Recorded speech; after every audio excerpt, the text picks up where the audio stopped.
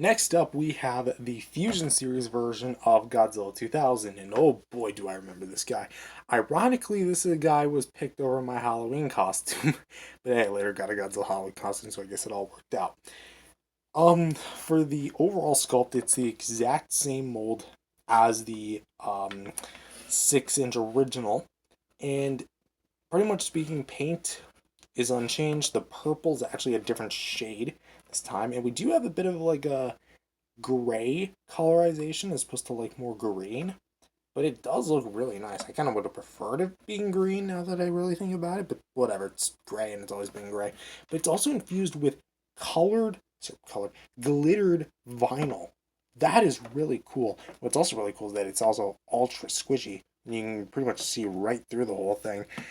And what's also really unique is that the dorsal plates are also really bendy on this one. And you can kind of see what I mean by like this part of the tip is kind of missing. So I guess they like molded in the factory, it just didn't mold correctly.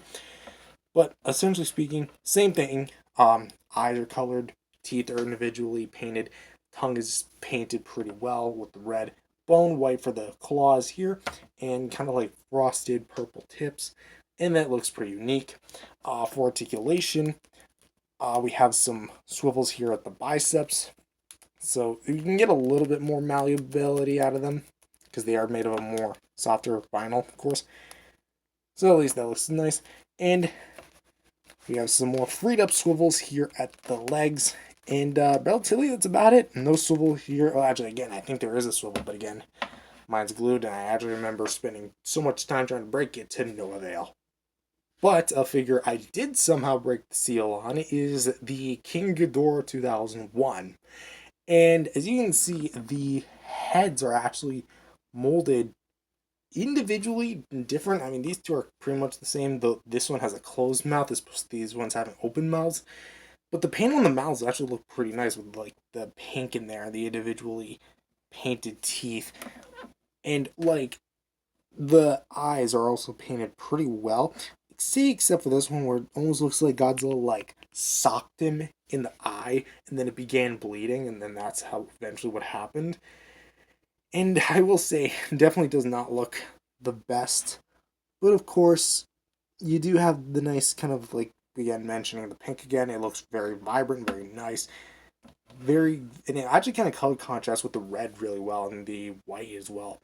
And as for like overall coloring, that's kind of it as far as like the overall paint is concerned, because we have more like the ridges down here that are all in gold, kind of like segmenting like snakes, and then we got like the chest, which are kind of back to the reptilian like scales of yesterday, I suppose. And then we got more of the scales kind of going down to the legs, and then we have like the chicken feet of the GMK Ghidorah. I mean, of course, it is of the GMK Ghidorah. This is literally the GMK Ghidorah. It's not the U2's version where they take elements from different Ghidorahs and compile them together. But we do have like the back bent toe, sure, back bent. We do have like the back toe here. So I guess if you're behind Ghidorah and you try tackling him from behind, he's just going to kneel you right in the groin, and you are finished. No more kits for you. I kind of would have liked some more paint variation on the claws, but that's okay. The wings are molded pretty well. The base of them, at least, are done pretty well as well. Nice little veins. And I will say it is a bit bland having like these big vinyl chunky wings with barely any detailing aside from the wings and the horns, or the veins and the horns. But we do have some nice detailing again, kind of coming down to the back with some more like spiky protrusions across him. We have like the 3 rows. It eventually tapers off into 2. We'll talk about the wings. Mine's got or the tails. Mine's got a little bit of nicks here and there because of how much I used to roughhouse with this thing. And then here we have the little tails here. This was the seam I broke. I originally thought these could rotate. They could not. And I spent like an entire day trying to fix it until my mom came home with super glue. So thank you, Mom. I say that so sarcastically. I mean that as a general thank you.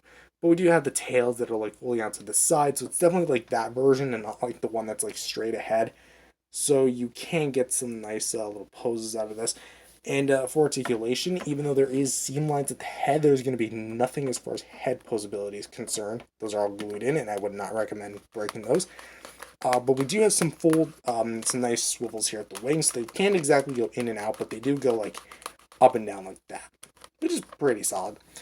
Nice waist doesn't really do anything, but we do have some nice tail articulation. I don't know why I call it the waist nice, but what's actually kind of cool is that thanks to the fact that it's actually at a like a 45-degree angle, you can actually pose it like this, almost like he's flying above Godzilla, or maybe like this, and you're trying to get him to a flying pose, or you can go like this, and sure, it looks awkward as heck, but you can actually kind of lean him back on display like this, like I've been doing, and he looks rather seamless.